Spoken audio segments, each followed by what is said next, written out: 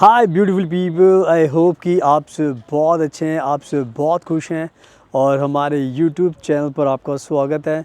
आज की वीडियो में मैं बात करूंगा कैसे आप अपनी एमबीबीएस की पढ़ाई कर सकते हैं, एंड वो भी दुनिया की सबसे अच्छी यूरोप की कंट्री में, जहां पर बहुत सारे इंडिया के स्टूडेंट्स का भी एंड दूसरी कंट्रीज़ के स्टूडेंट्स का भी सपना होता है कि वो भी यहाँ पर आके पढ़ाई करें, एंड स्पेशली इंग्लिश लैंग्वेज में। तो आज के टाइम में मेरे पास एक बहुत ही अच्छी कंट्री का ऑप्शन है हमारे भारत के स्टूडेंट्स के लिए, एंड इवन जो दूसरी कंट्रीज़ के स्टूडेंट्स हैं, पाकिस्तान, बांग्लादेश, नेपाल, भूटान, श्रीलंका, यूके, कनाडा, कहीं से भी आप बिलोंग करते हो, अगर आपको अपनी एमबीबीएस की पढ़ाई करनी है एंड आपको इंग्लिश लैंग्वेज में करनी है एंड यूरोप की कंट्री से करनी है, सो बहुत सारी कंट्रीज़ में भी हम एडमिशन कराते हैं, लैटविया में भी और चेक रिपब्लिक में भी, स्लोवाकिया में भी, दूसरी कंट्रीज़ में भी। तो अगर आपको भी एडमिशन चाहिए तो आप हमें कॉन्टैक्ट करेंगे तो हम आपकी पूरी मदद करेंगे। हमारे साथ में हमारे इंस्टाग्राम को प्लीज़ ज़रूर फॉलो कर लेना, बिकॉज उसमें मैं जिस जिस कंट्री में विजिट करता हूँ, जो भी अपडेट्स आती है वो सारी की सारी उस चैनल पर हम डालते हैं, ताकि उससे आपको और भी नॉलेज मिलती है। तो प्लीज़ आप हमारे इंस्टाग्राम को ज़रूर फॉलो कर लेना। एंड अब आगे मैं आपको वीडियो बताने वाला हूँ कि किस किस कंट्री में आप एमबीबीएस कर सकते हो, क्या क्या बेनिफिट्स आपको मिलने वाले हैं। So without wasting for the time, let's get started. सुनाओ, अब मैं आपको बहुत अच्छे से एक्सप्लेन करता हूँ कि पोलैंड के अंदर, स्लोवाकिया में, चेक रिपब्लिक में एंड लैटविया में आप अपनी एमबीबीएस की पढ़ाई कर सकते हो। एंड सबसे अच्छी बात यह है कि अगर आप फ्री में पढ़ाई करना चाहते हो तो इन कंट्रीज़ में एमबीबीएस की पढ़ाई फ्री में भी कराई जाती है, बट उसके लिए फिर आपको इनकी लैंग्वेज सीखनी पड़ेगी।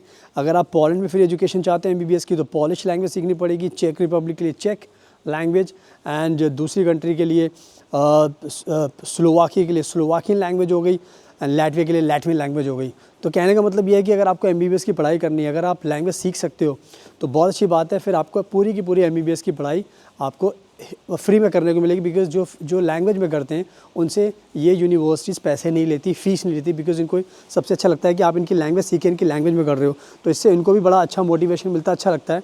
तो इसी वजह से इन्होंने ये रूल बनाया हुआ है। तो मैंने आपको ये बहुत अच्छी बात बता दी कि अगर आपको फ्री में चाहिए एमबीबीएस की पढ़ाई तो आपको इनकी लैंग्वेज सीखनी पड़ेगी।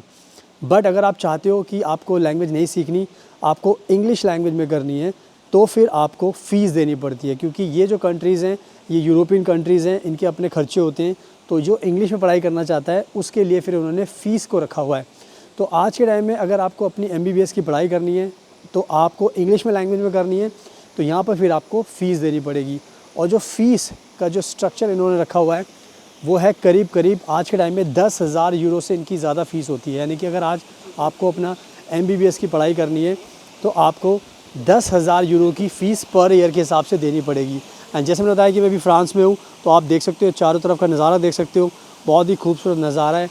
एंड संडे का दिन है यहाँ पे, तो बहुत सारे लोग निकले हैं, बहुत सारे लोग नहीं निकले।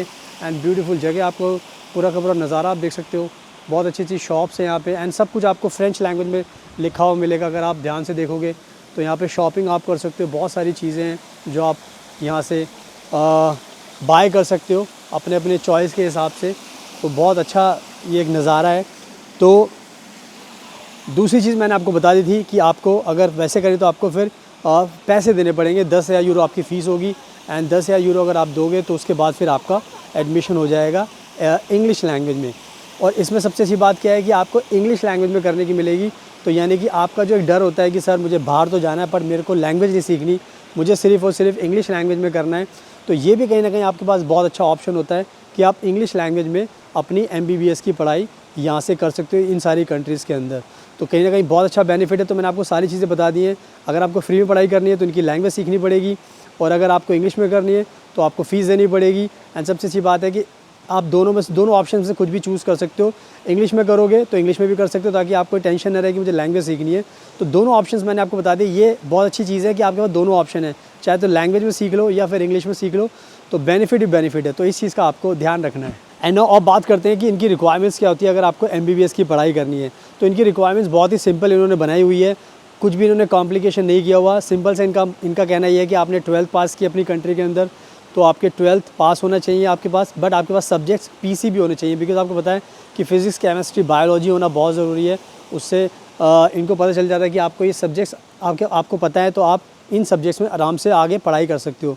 तो ये सब्जेक्ट्स हो गए। इसके अलावा जो परसेंटेज की रिक्वायरमेंट है वो है करीब आपके पास 50% से ज़्यादा होने चाहिए। तो आई थिंक 50% पाना भी किसी के लिए ज़्यादा मुश्किल नहीं होता। 50% तो आप हर कोई आराम से लेकर आ ही जाता है, तो इसके लिए भी कोई दिक्कत की बात नहीं है। एंड जो नेक्स्ट सबसे अच्छी चीज़ ये है कि अगर आप इंग्लिश में अपना करना चाहते हो तो आपको कोई IELTS एंड TOEFL की ज़रूरत नहीं है।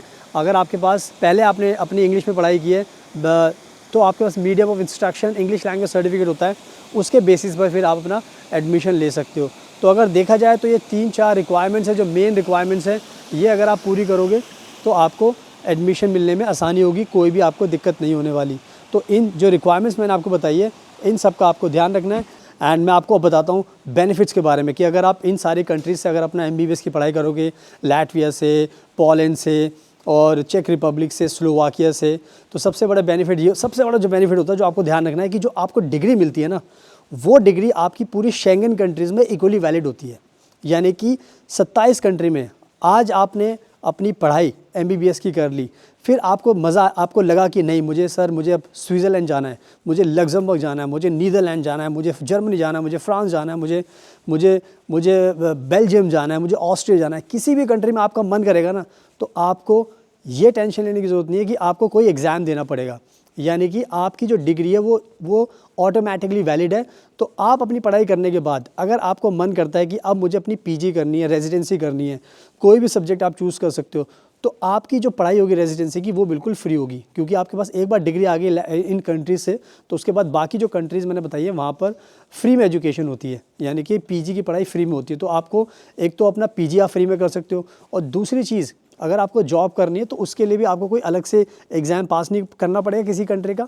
आपको जो डिग्री मिली है उसी के बेसिस पर आपके पास लीगल राइट होगा कि आप किसी भी कंट्री में जॉब कर सकते हो।